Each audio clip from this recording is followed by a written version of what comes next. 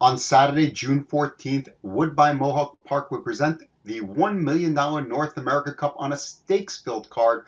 13 races are on the card. A $100,000 guaranteed pick five in races one, and another one in race seven, which is an all stakes version. $421,000 mandatory paired high five in race 13, which is the final race in the card. We have free PPs for all of that on DRF.com. You can check out the QR code on your screen and go right to those free PPs. You also have full card analysis there. We're going to focus our attention on the North America Cup today, and Matt's going to take us through this entire field, and we're going to break down race after race. And you see the field up there, Matt, now, and Louprint's a 7-5 favorite. And should he be a 7-5 favorite? Will he be the 7-5 favorite, Matt? I think he will be the favorite. I don't think he's going to be 7-5 or lower. I really don't. I think people might be a little hesitant by driver Ronnie Wren being kind of urging and not all out, but chasing late in the mile, and his margin of victory. He's basically done what he's needed to do to win. So I think actually some people might be scared off because he hasn't looked as dominating as he was last year.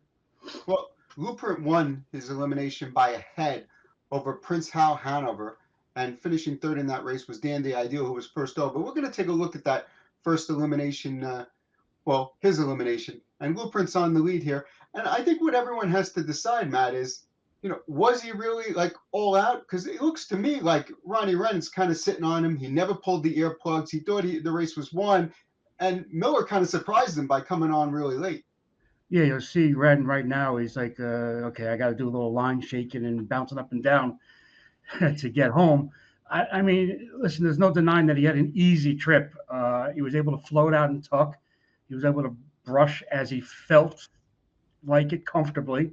Was able to rate from there, and realistically, yeah, he was supposed to have plenty left to sprint home.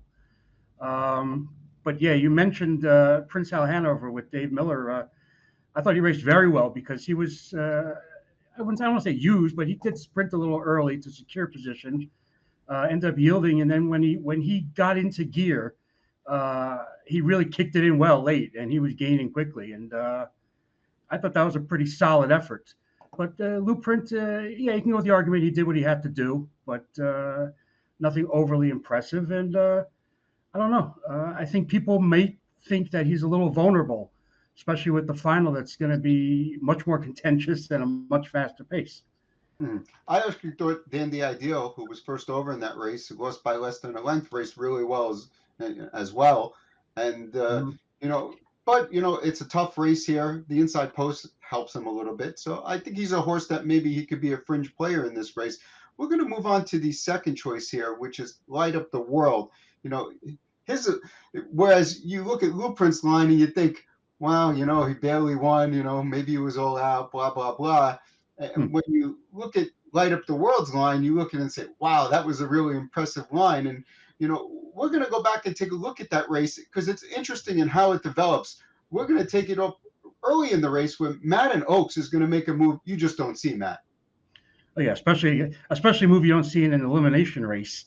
But Braxton Boyd, young, I guess hungry, aggressive driver, has a live horse here, and I mean, I guess as the pace was slowing coming to the half, he just went the heck with it. I'm going to blast 3 wide, and he was lucky to be able to clear the lead. You have to assume eventually he was going to come back to the field and tire a little bit, but to his credit, he held pretty well. And there were a lot of moves, a lot of pace, a lot of definitely a pace to chase for some closers. And you want to talk about a closer. My gosh, look at Light Up the World once he kicked into gear. Basically going from last to first and drawn away. I mean, very, very, very visually impressive in that move. Now we know they went fast. We know the race set up with a couple of staggering front runners. We get that, but still, that was a visually impressive mile for this really lightly raced horse that we haven't really seen in much stakes competition at all. Yeah, I would say a few things here. One, Braxton Boyd basically kind of told us that he really was having trouble holding the horse. The horse was just really hot, and Mhm. that's why he made that kind of strong move. But it's nice to see that the horse has that kind of quick speed in him, and the staying power to hang around and actually make the final. Light up the world. I mean, I could see, as you said, playing. You could play devil's advocate in there and say, listen, those horses were all tired. They were all used really hard, and Light Up the World gobbled them up. Very impressive, no doubt, but still gobbled up somewhat tired horses there. I realize. Crackshot came out of that race, finished second. I believe he slipped up the inside. Raced okay. A little bit Yeah. tougher spot now from the outside. So yeah, we talk about Braxton Boyd's horse, Madden Oaks. Of course, now he gets rewarded with the 10 hole in the final. So that's you're looking at an equally rough trip. I don't think the move he made in the elimination is probably going to work in the final.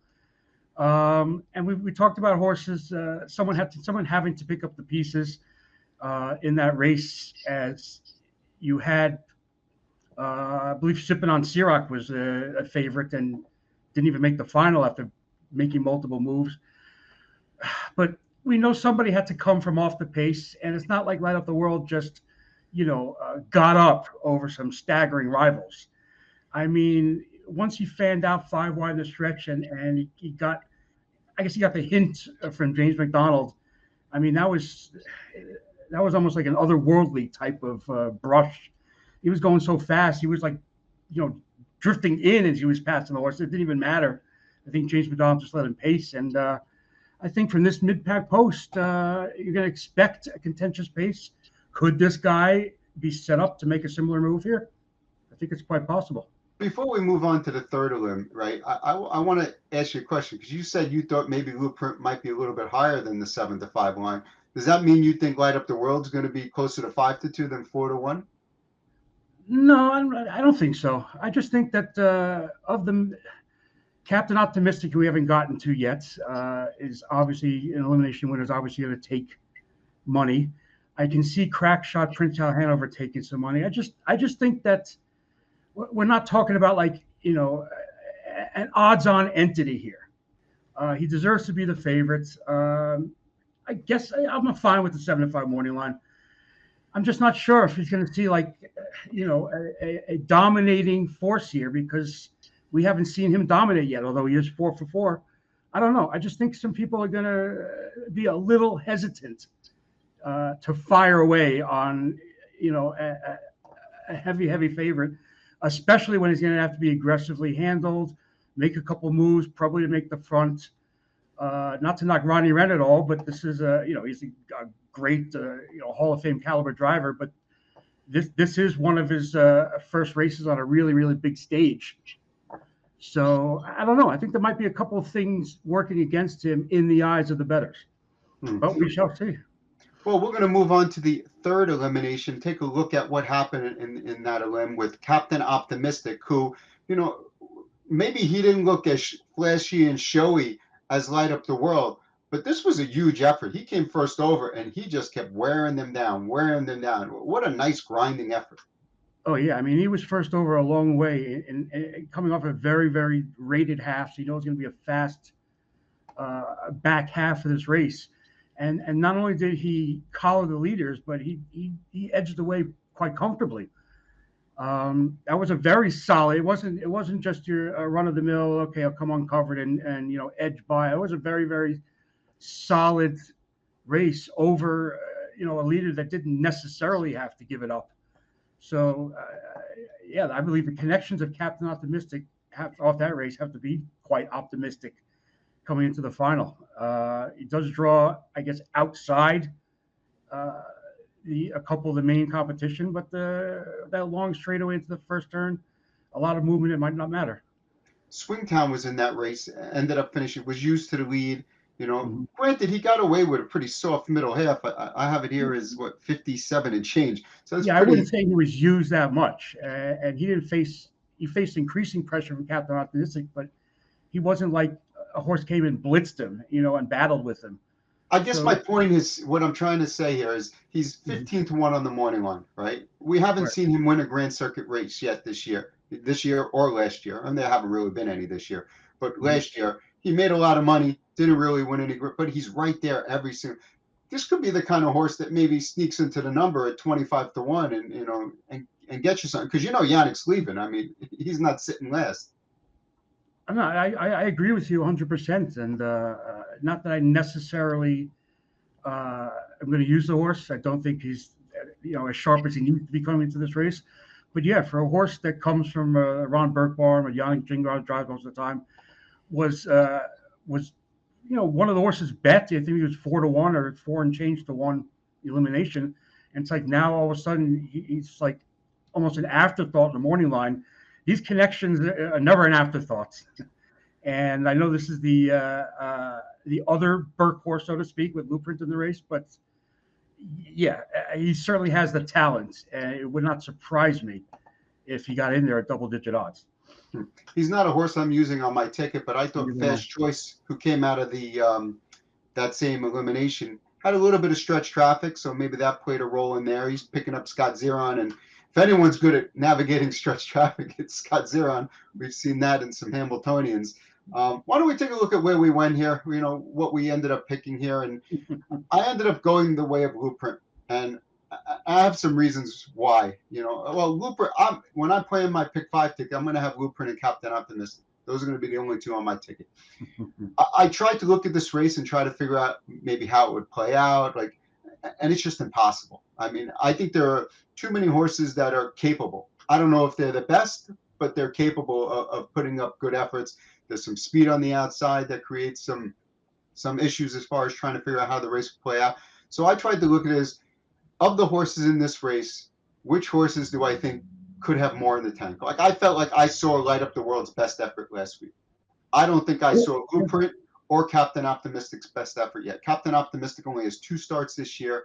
I think there could definitely be more in the tank. And Louprint, I know we haven't seen his best effort yet. As we mentioned earlier, he's never popped the earplugs yet this year. He's perfect on the ear. Hasn't really been used hard. I think this is the race where you're finally going to see them extend Louprint. Is he that much better than everyone? I don't think we know yet, but I think we're going to find out on Saturday if he is, and I'm willing to believe on the come that there's more there. So that's why I went Louprint's way. But you still Light Up the World. You're taking potentially a short price on a wide open contentious race with a lot of speed, and you're not sure how the race is going to go. So you're willing to take a short price on a horse that maybe we haven't seen his best yet. I'm willing to take whoa. Let's back this up a second right, here. I'm willing to take the short price on a horse that's undefeated this year, that hasn't been extended yet this year, who I believe has a lot more in the tank, and I think is the best horse in the race. It's not like I'm taking a shot on a short price on a horse that I don't think is any good. I think this horse has a lot more to offer. I thought he was the best horse to start the year, so I'm not exactly settling. I really think he might be a step ahead of this group. Okay, but like you said, 4 starts, never really had to show his best yet. Wasn't really used that hard. He's ready to step up to the plate with a hard pressed career effort, so to speak. Yeah, it can certainly happen. I wish Ronnie ran the best. I think it'd be awesome for him to win a what is now a grade 1 race, I believe, with the grading system. I'm going to have on the bottom of my ticket. I'm going to not take a potentially short price. I know Light Up the World hasn't really accomplished anything yet. I know that was just a 1-move closing effort, but you want to talk about a horse that might have more to offer. He also has maybe the home field advantage where racing exclusively at the Mohawk. James McDonald, who is one of the leading driver. Maybe we haven't seen the best of this horse. Maybe he can stack up into the stretch again after there are multiple moves made and blow by. I was really impressed by that move last week. Not just collaring the leaders, but drawing away for fun. So I'm going to take a stab that he has that same type of brush in him coming into the final. Listen, there's no doubt, it certainly could happen like that. It's race 11 on the card on Saturday night. Should go off maybe 10:40 something would be my best guess there. And it's a good race because there are a few horses that I feel like probably can win the race given, a decent trip. And there are well more than a handful, probably 7 or 8 horses that I think have a legitimate chance to hit the exotics in this race. There really aren't any horses you could just toss out and say this horse has no shot. I don't want any part of him. So race 11 on Saturday night. Post time for the card is 6:35 p.m. You could get free PPs on our website, as well as full card analysis from John Rellis. Good luck on North America Cup night.